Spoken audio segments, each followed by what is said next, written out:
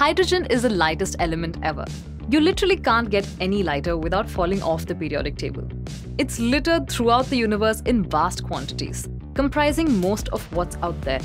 It's also got the highest energy density of any chemical fuel, and we've been able to get electricity from it since the early 1800s, with the only waste product being pure water. The working of a hydrogen fuel cell is remarkably straightforward. You put hydrogen in at the anode along with platinum catalyst. The platinum separates the hydrogen ion from its solitary electron. The electrons then move through an external circuit to do useful work, while the hydrogen ions move through a proton exchange membrane to combine with oxygen at the cathode to generate water. Sounds great so far. So why aren't we running our cars on it? Why is there no hydrogen Elon Musk? For the same reasons we don't end up doing a lot of cool things. Money. It's quite expensive to produce, store, and transport hydrogen. Pure hydrogen gas isn't all that abundant in our atmosphere. Nor do we have starships that can dive into the sun to scoop that stuff up. Even the thing about the only waste product being water ignores the fact that most hydrogen produced today is made using catalytic steam reforming of hydrocarbons, a process which releases carbon dioxide. It may not come from the car itself, but it still adds up. It's like driving an electric car on a grid made up entirely of coal power plants. There's not much point to it if reducing greenhouse gases is your primary objective. But that's not to say that hydrogen fuel cells don't have some inherent advantages. If you have a battery-powered car, then in order to increase its range, you need to increase its weight quite significantly. And because a heavier car doesn't handle or work quite the same way, you have to change a lot of stuff around to compensate. A hydrogen car, on the other hand, would be able to increase its range without increasing the weight much at all.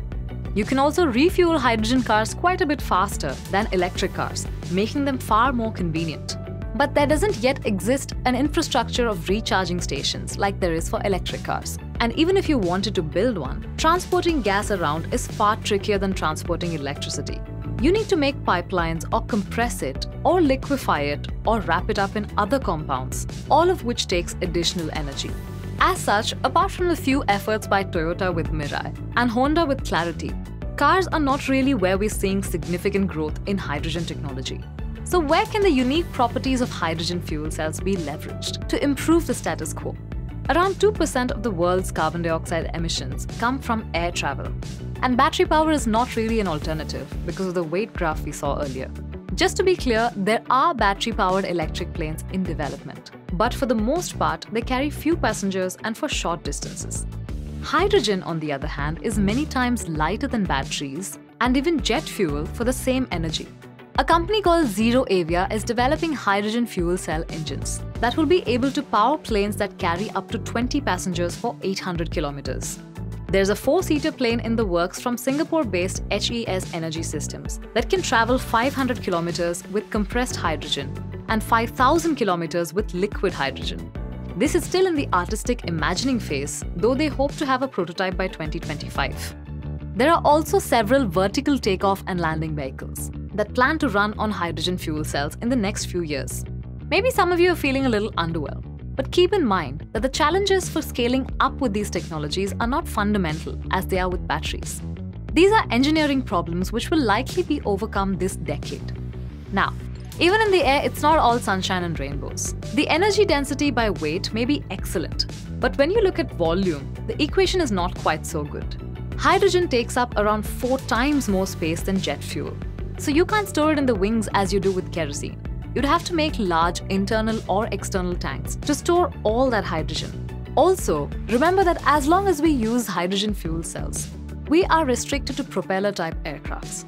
Jet engines would require you to burn hydrogen, which defeats the green purpose somewhat by producing oxides of nitrogen. Now let's zoom out and look at the big picture. Jet fuels wouldn't be that pressing an issue if most of our other activities were carbon-free. And I often find myself coming back to nuclear energy for the best way to do it. That said, solar and wind power are getting much cheaper. And if we could use the excess electricity from these renewables for the production of hydrogen, the dream of a hydrogen economy could start becoming a reality. Consider the pronouncement of the US Department of Energy that for everything the size of an SUV and above, hydrogen fuel cells would give better long-term results and efficiencies than batteries. In fact, the US Army is testing just such a vehicle, which quite honestly looks amazing. Heavy vehicles like trucks and buses could also benefit from a hydrogen infrastructure, since for them, space is not as much of a constraint as weight.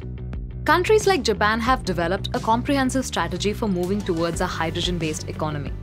India has also begun to look into the technology, and we may start seeing hydrogen vehicles on our roads in the next couple of years. And not only that, India has the most extensive network of trains, most of which run on diesel.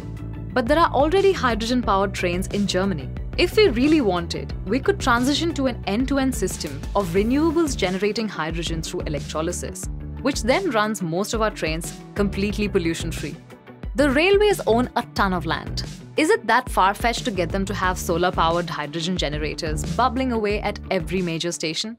Electrolysis is quite energy-intensive right now, but there is work going on to make cheaper, smaller, and more efficient electrolyzers. Maybe all these developments will culminate in a day, when Leonardo DiCaprio can finally have a response ready, when people troll him for taking his private jet to climate events.